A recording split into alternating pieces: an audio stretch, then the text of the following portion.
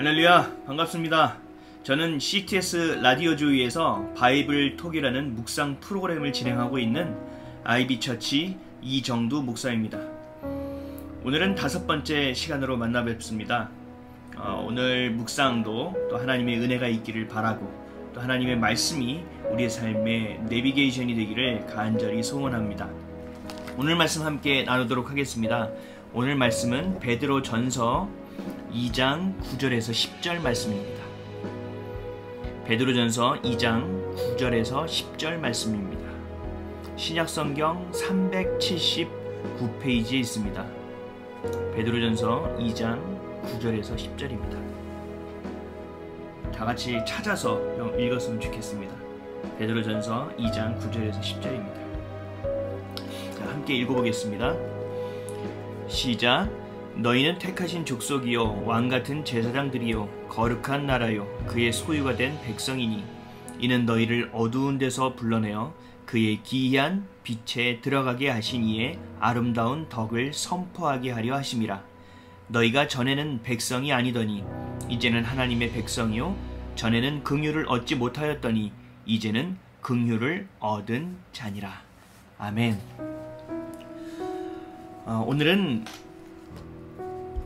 자존감의 시작점이라는 제목으로 함께 하나님의 말씀을 좀 나눠보도록 하겠습니다. 여러분, 자녀들을 제가 키우고 있습니다. 6학년이고요. 첫째는 아들이고 둘째는 2학년 딸입니다. 저와 제 아내가 저희 아이들을 키울 때 가장 중요하게 생각하는 것은 능력을 키워주는 일이 아닙니다. 삶의 스펙을 쌓는 일을 돕지도 않습니다.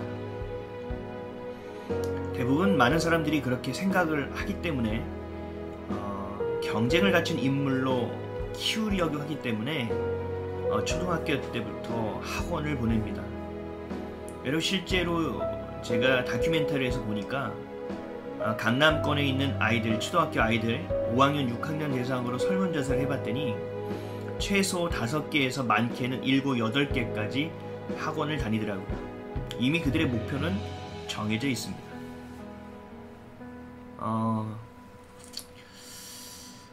이런 부모들의 모습이 우리는 상식적으로 보여집니다. 근데 중요한 것은 하나님을 믿는 자녀들도 이 세상 사람들과 똑같은 길을 걷는다는 사실이에요. 이건 굉장히 우픈 일이고 굉장히 슬픈 일입니다. 우리가 키워야 될 것은, 우리가 자녀들을 키울 때 도와줘야 할 것은 이 자녀들이 부모의 울타리를 떠나서 살아갈 때 넘어지고 또 아파하고 또 실패하는 것을 극복할 수 있는 힘을 줘야 합니다. 교만이 아닌 겸손으로 살아가는 방법, 내 힘으로 살아가는 것이 아니라 성령의 권능이 내 능력이 되어 살아가는 방법, 이것을 알려줘야 하는데 그렇지 않다라는 것이죠. 세상의 교육을 인본주의라는 것으로 알고 있으면서도 그 큰 흐름에 따라가지 아니하면 왠지 불안하고 아이들을 잘못 키우는 것 같다는 마음이 들어서 그렇게 키워냅니다. 근데 이렇게 키워낼 때 우리 자녀들, 특히 저 또한 마찬가지고 지금 듣고 있는 여러분들도 마찬가지고 무너지는 것이 하나 있습니다. 그게 뭐냐면 자존감이라는 것입니다. 나를 귀하게 여기고 하나님이 나를 어떻게 생각하시는지를 보는 것이 아니라 세상 사람들이 나를 어떻게 생각하는지의 개념으로만 살기 때문에 자존감이 자라날 수가 없습니다. 제가 예전에 몇 년 전에 외지에서 오랜만에 친구를 만났는데 저희 딸아이가 이쁘다면서 선물을 사줬습니다. 머리핀인데요. 그 핀에는 아주 반짝반짝하게 정말 이만합니다. 머리 한 반을 가리는 머리띠인데 그 머리띠에 뭐라고 써있냐면 공주라고 적혀 있었습니다.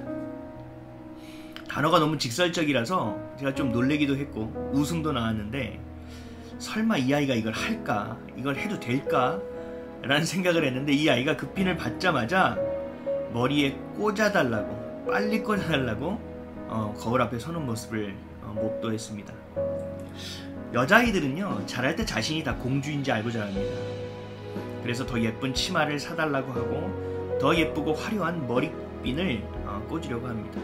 심지어 엄마 화장품을 발라보기도 하고 또 엄마 구두를 신어보기도 하고.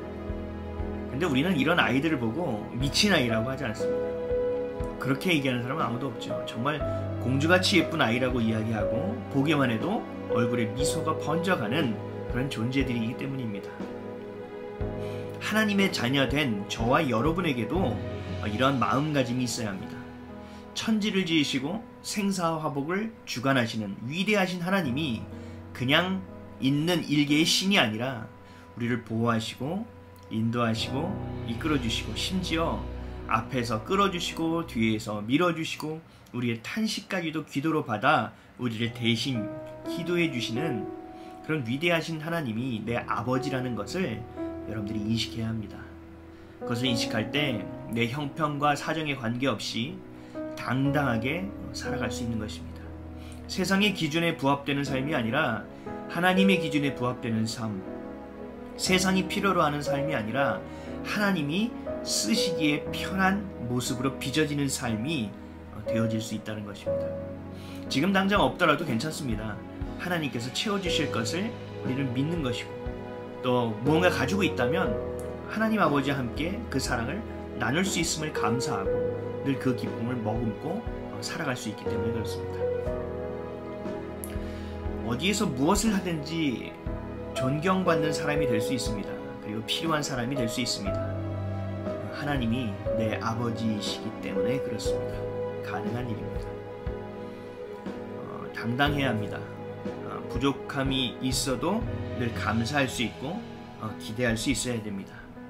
하나님이 주신 하나님의 자녀로서의 그 신분을 놓치지 말고 그 자존감이 세워져야 합니다. 세상의 성적, 내가 얼마나 가지고 있는가, 우리의 부모가 어떤 위치에 있는가, 나는 어떤 것을 해야 하는가, 이런 것들이 중요한 것이 아니라 하나님이 이 땅에 나를 보내주신 이유, 내가 살아가는 이유, 숨쉬는 이유를 분명히 깨달을 때 우리의 자존감은 회복되게 될 것입니다. 다시 말씀을 정리하겠습니다. 여러분들이 하나님의 귀한 아들이고 딸이라는 사실, 그 정체성을 믿고 바라볼 때 여러분들의 자존감은 세워지기 시작할 것입니다. 여러분의 그 높아진 자존감을 통하여 세상에 주눅들지 않고 세상이 감당할 수 없는 하나님의 자녀로 살아갈 수 있게 되는 것입니다.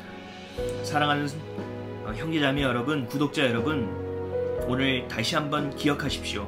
나는 하나님의 귀한 아들이고 귀한 딸이다. 세상이 무엇이라고 날 정의하든 하나님이 나를 보는 그 시각으로 내가 빚어지게 될 것이다. 그래서 일희일비하지 말고 너무 또 기뻐하고 또 하나에 또 너무 치우쳐서 침체되지 마시고 하나님께 아뢰며 또 기뻐하며 여러분들의 자존감이 시작되어 자라날 수 있기를 주님의 이름으로 간절히 축원드리겠습니다. 오늘 말씀 지금까지 했던 말씀을 잘 기억하시면서 다시 한번 읽어봤으면 좋겠습니다. 베드로전서 2장 9절에서 10절까지의 말씀입니다. 신약성경 379면입니다. 다같이 찾아서 읽어보도록 하겠습니다. 시작. 너희는 택하신 족속이요 왕같은 제사장들이요 거룩한 나라요 그의 소유가 된 백성이니 이는 너희를 어두운 데 가운데서 불러내어 그의 기이한 빛에 들어가게 하신 이의 아름다운 덕을 선포하게 하려 하심이라. 너희가 전에는 백성이 아니더니 이제는 하나님의 백성이요 전에는 긍휼을 얻지 못하였더니 이제는 긍휼을 얻은 자니라. 아멘. 하나님의 말씀을 기억하십시오. 여러분들이 보는 보는 관점으로 판단하지 마시고 세상 사람들이 보는 관점으로 여러분들을 판단하지 마시고 하나님이 여러분들을 어떻게 바라보시는지를 보고 판단하시길 바랍니다. 우리의 믿는 자들에게의 실체는 지금 내 눈에 보여지는 것이 실체가 아니라 하나님이 주신 약속의 말씀이 영적인 실체일 뿐이 아니라 우리의 삶의 실제적인 것으로 드러나는 실체임을 반드시 기억했으면 좋겠습니다. 오늘도 자존감의 시작점이라는 제목으로 하나님 말씀을 나눴습니다. 이 말씀이 여러분들의 삶에 온전한 방향이 되어줬으면 좋겠고 하나님을 알지 못하고 하나님을 떠난 모든 이들에게 귀한 기회가 되어지기를 간절히 소원합니다. 여러분 구독 잊지 마시고요. 또 좋아요 눌러주시고 알람 설정해 주시고 또 공유해 주시기를 부탁드리겠습니다. 우리 바이블톡 하나님의 말씀으로 삶을 나누는 시간 다음에도 함께 하도록 하겠습니다. 감사합니다. 여호와 샬롬. 할렐루야.